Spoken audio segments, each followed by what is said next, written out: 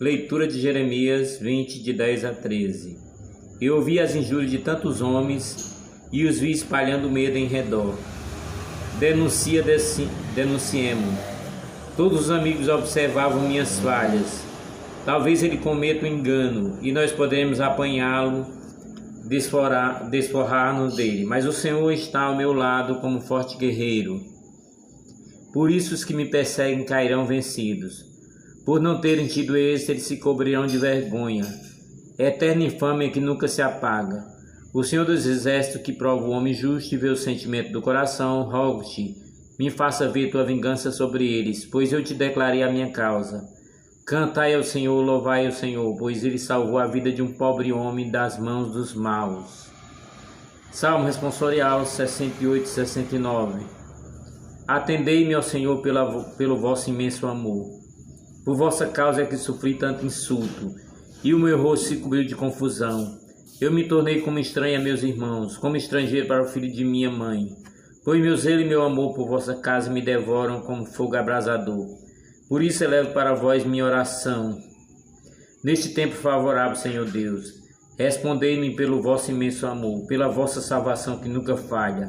Senhor, ouvi-me, pois suave é vossa graça. Ponde os olhos sobre mim como grande amor. Humilde vede isto e alegrai-vos, o vosso coração reviverá, se procurar o Senhor continuamente. Pois nosso Deus atende à prece dos seus pobres e não despreza o clamor dos seus cativos. Que céus e terra glorifiquem o Senhor com o mar e todo ser que nele vive. Leitura do apóstolo Paulo aos Romanos 5, de 12 a 15. Irmãos, o pecado entrou no mundo por um só homem.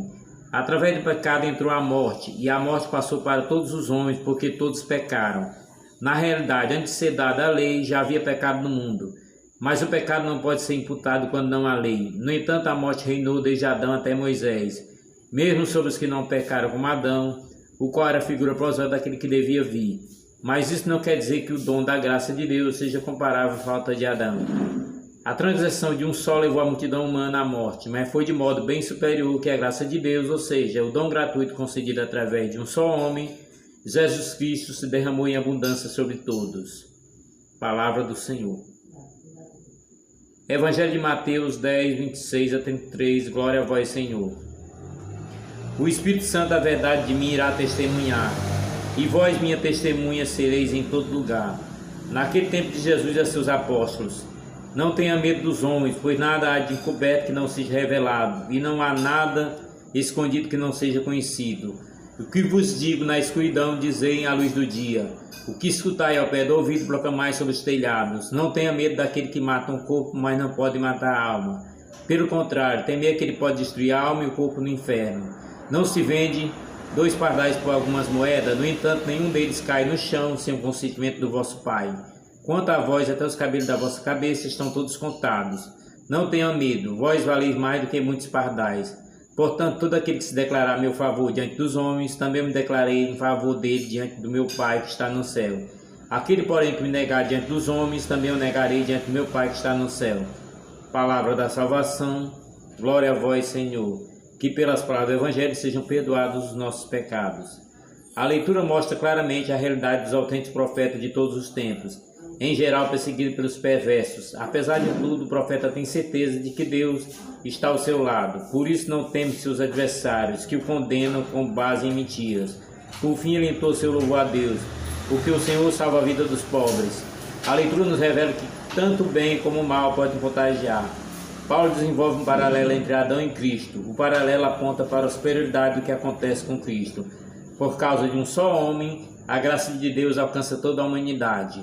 O Evangelho nos exorta por 3 vezes a não ter medo. O medo em si é algo normal, faz parte da condição humana. O que Jesus pede, na verdade, é dominar o medo, ou seja, dizer-nos que ter medo e não do que ter. O temor paralisa a ação missionária. O texto é um apelo à superação do medo e à coragem para testemunhar em toda ocasião. Jesus, o Santo, nos dera esse testemunho. O cristão é chamado a viver na confiança que o Pai nunca o abandona à própria sorte. O Senhor é a força do seu povo, fortaleza e salvação do seu ungido. Salva, Senhor, o vosso povo, abençoa a vossa herança e governa para sempre os vossos servos.